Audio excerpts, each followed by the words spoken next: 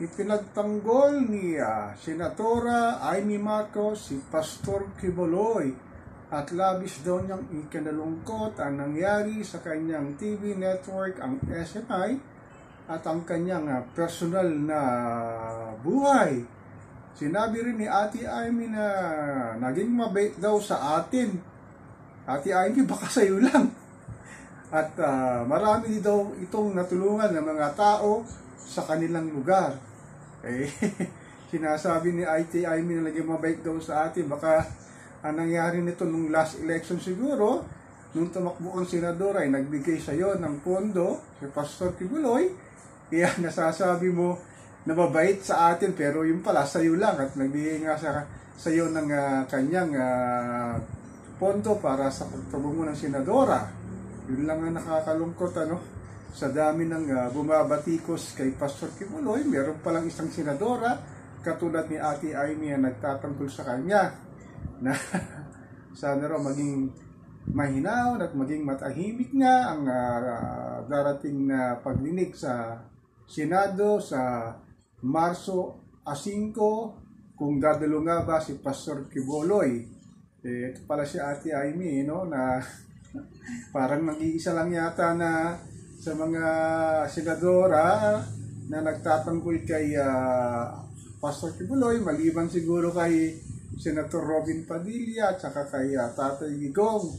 Ang sabi pa nga nito, marami nga daw natulungan ito si Pastor Quiboloy, pero wala naman ako naririnig na natulungan siguro sa kanyang simbahan, kahit pa paano nakapagbibigay ito. Pero ang tanong ng marami, lalo na ang mga netizens, paano lang ang kanyang mga illegal activities, ang kanyang human trafficking, lalo na yung mga kababayan na kanyang minoles at ginahasa.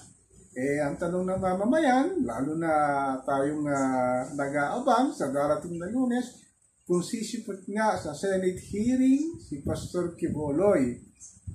Kung maaaring hindi siya sumipot o mag-represent siya ni Atty. Ferdinand Topacio, pwede naman yata. Kaya lang, baka ma-side siya in contempt at maglabas ng warrant para sa kanya. Kung sakali nga siyang sumipot, ang sabi din ni Senatora Amy Marcos, pwede raw magsabi ng I invoke my right for against self-incrimination. Ang sabi ni Senadora, patay na.